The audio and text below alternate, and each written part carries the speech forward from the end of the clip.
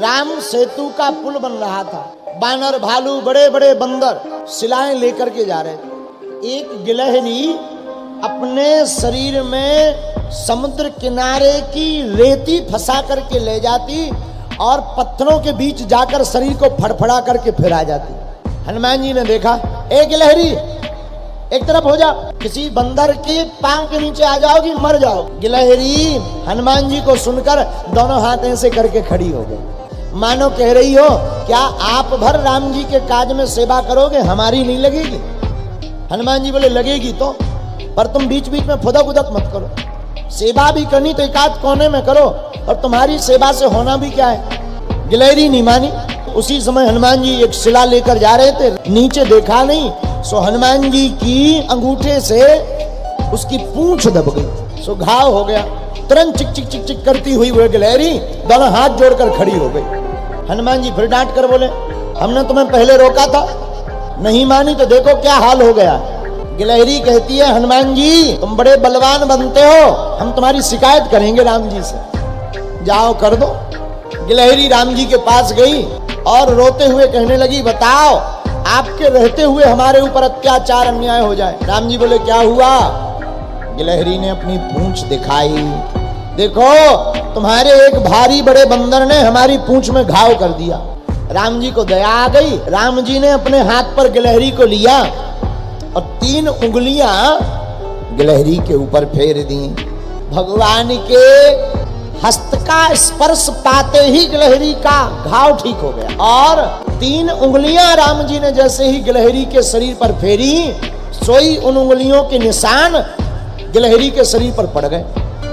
राम जी बोले अब तुमको कोई नहीं रोकेगा, हमने सील मोहर लगा दी है। गिलहरी बोली हम ऐसे नहीं जाएंगे, पहले वो जो बड़ा वाला बंदर है ना उसको पहले दंड दो। राम जी हंसने लगे, लिवा ले आओ, कौन बंदर है। गिलहरी भागी भागी गई हनुमान जी के पास और दोनों हाथ ऐसे खड़े करके बोली, महाराज बड़े बलवान बनते हो, चलो तुम्हारी राम जी की अदालत में शिकायत हो गई है। हनुमान जी बड़े हंसे, ये गिलहरी बड़ी परेशान कर रही है। हनुमान जी बोले चलो। हनुमान जी गए, राम जी को प्रणाम किया। राम जी बोले क्या बात है हनुमान जी, और तुमने गिलहरी को परेशान क्यों किया। हनुमान जी बोले सरकार ये बीच बीच में उथल पुथल कर रही थी, हमने इसे डांटा है। राम जी बोले बताओ गिलहरी तुम क्या उथल पुथल कर रही थी। तो गिलहरी बोली सरकार ये लोग पत्थर डालकर पुल बना रहे, और केवल पत्थर रहेंगे तो आपके चरण बड़े कोमल हैं, आपके चरण में चोट लग जाएगी, तो हम उन पत्थरों के बीच में जो गैप होता है, जगह होती, उस जगह में रेती भर रहे ताकि आपके चरणों में चोट न लगे।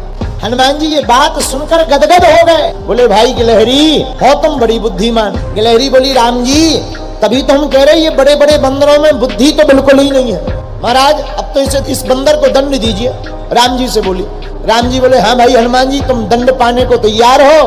हनुमान जी बोले सरकार आप जो आज्ञा दो हमें वो स्वीकार है, और मन ही मन मुस्कुराने लगे हनुमान जी।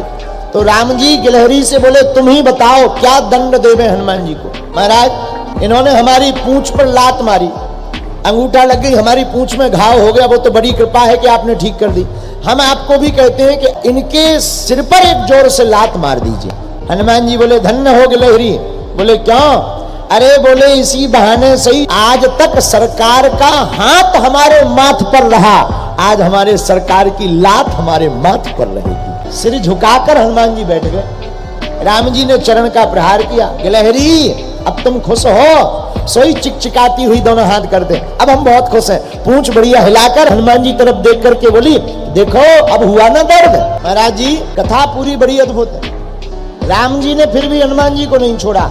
राम जी बोले सुनो हनुमान जी गिलहरी के पूंछ में तुम्हारे कारण घाव बना, तो हम भी तुमको दंड देते हैं कि जाओ तुम्हारी एक बार पूंछ कट जाएगी। जब रामेश्वरम में राम जी शंकर जी की स्थापना कर रहे थे शिवलिंग की, तो हनुमान जी से कहा कि जाओ शिवलिंग लेकर आओ कैलाश पर्वत से।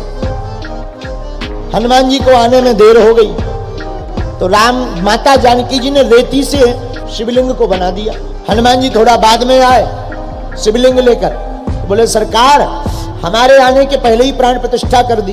तो राम जी बोले देखो मुहूर्त निकल रहा था, अब एक काम करो शिवलिंग को जो पहले वाला प्राण प्रतिष्ठा है उसे दूसरी तरफ रख दो, उनकी जगह पे इनको रख दो। हनुमान जी ने दोनों हाथों का जोर लगाया, लेकिन शिवलिंग नहीं उठा।